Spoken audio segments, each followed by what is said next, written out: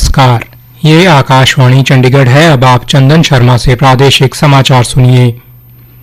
न्यायमूर्ति यशवंत वर्मा से संबंधित आरोपों की जांच कर रही न्यायाधीश जांच समिति ने लोकसभा अध्यक्ष ओम बिरला को अपनी रिपोर्ट सौंप दी है। यह रिपोर्ट न्यायाधीश एवं जांच समिति के पीठासीन अधिकारी सर्वोच्च न्यायालय के न्यायाधीश न्यायमूर्ति अरविंद कुमार, बंबई उच्च न्यायालय के मुख्य न्यायाधीश न्यायमूर्ति चंद्रशेखर और कर्नाटक उच्च न्यायालय के वरिष्ठ अधिवक्ता बी.वी. आचार्य द्वारा श्री बिरला को संसद भवन में सौंपी गई। उच्च न्यायालय के पूर्व न्यायाधीश यशवंत वर्मा के खिलाफ लगे आरोपों की जांच के लिए लोकसभा अध्यक्ष द्वारा पिछले वर्ष 12 अगस्त को एक समिति का गठन किया गया था। रिपोर्ट को संसद के दोनों सदनों में उचित समय पर प्रस्तुत किया जाएगा। हरियाणा के मुख्यमंत्री नायब सिंह सैनी ने आज साइकिल से सफर किया और सवेरे सुखना लेक पहुंचकर सुबह की सैर की। इस दौरान उन्होंने लोगों से बातचीत की और स्वस्थ भारत स्वस्थ हरियाणा का संदेश दिया। उन्होंने कहा कि प्रधानमंत्री नरेंद्र मोदी की अपील के बाद उन्होंने उचित कदम उठाए हैं और साइकिल का प्रयोग भी शुरू किया है।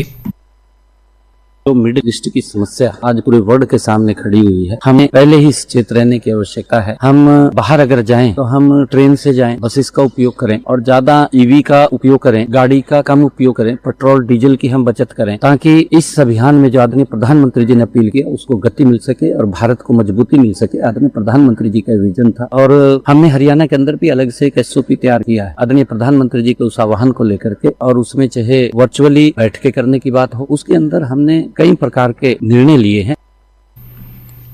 मुख्यमंत्री नायब सिंह सैनी ने कहा कि प्रधानमंत्री के आह्वान पर तमाम राज्यों के मंत्रियों और बड़े अधिकारियों ने भी अपना काफिला छोटा कर दिया है। दिल्ली सरकार के मुख्यमंत्री और अन्य मंत्री मेट्रो में सफर करते हुए नजर आए। बीजेपी नेताओं ने भी अपने काफिले को छोटा करते हुए सार्वजनिक परिवहन और इलेक्ट्रिक व्हीकल में सफर करना शुरू कर दिया है। उन्होंने विपक्ष से भी जनता के साथ मिलकर विकसित भारत के संकल्प में साथ देने की अपील की। गौरतलब है कि श्री मोदी ने पश्चिम मध्य एशिया में चलते हालात के मद्देनजर हाल ही में देश से ईंधन बचाने और सार्वजनिक परिवहन का इस्तेमाल करने की अपील की थी। हरियाणा मंत्रिमंडल ने राज्य सरकार के कर्मचारियों के लिए यूनिफाइड पेंशन स्कीम के तहत one time one way switch सुविधा को मंजूरी दी है। मुख्यमंत्री नायब सिंह सैनी की अध्यक्षता में कल चंडीगढ़ में हुई मंत्रिमंडल की बैठक में ये मंजूरी दी गई।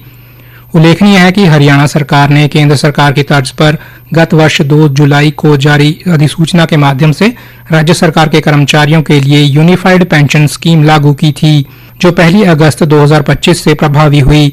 भारत सरकार द्वारा गत 25 अगस्त के कार्यकाल ज्ञापन के माध्यम से यूनिफाइड पेंशन स्कीम से राष्ट्रीय पेंशन प्रणाली में one time one way switch सुविधा प्रदान की। इसी के मद्देनजर राज्य सरकार ने ये निर्णय लिया है। मंत्रिमंडल द्वारा हरियाणा अभिलेखागार विभाग ग्रुप बी सेवा नियम 1992 में संशोधन को भी मंजूरी प्रदान की गई है। हरियाणा मंत्रिमंडल ने हरियाणा प्रबंधन नागरिक सुविधाएं एवं आधारभूत संरचना की कमी वाले क्षेत्र विशेष प्रावधान संशोधन अधिनियम 2025 के प्रावधानों को लागू करने हेतु संशोधनों को मंजूरी दी है। इस निर्णय का उद्देश्य राज्य भर में अनाधिकृत औद्योगिक प्रतिष्ठानों के नियमितीकरण को सुगम बनाना और ऐसे क्षेत्रों में बुनियादी नागरिक सुविधाएं एवं आधारभूत संरचना उपलब्ध कराना है। मंत्रिमंडल ने विकास एवं पंचायत विभाग के हरियाणा राज्य ग्रामीण आजीविका मिशन के साथ पंजीकृत स्वयं सहायता समूहों को डेयरी फार्मिंग के उद्देश्य से श्यामलात भूमि उपलब्ध कराने के एक प्रस्ताव को भी मंजूरी दी है। संशोधन के बाद ग्राम पंचायतों को हरियाणा राज्य ग्रामीण आजीविका मिशन के साथ पंजीकृत स्वयं सहायता समूहों और स्वयं सहायता समूहों की सहकारी समितियों को डेयरी स्थापित करने के लिए 500 वर्ग गज तक की श्यामलात देह भूमि पट्टे पर देने की अनुमति होगी। इसी के साथ ही प्रादेशिक समाचार समाप्त हुए।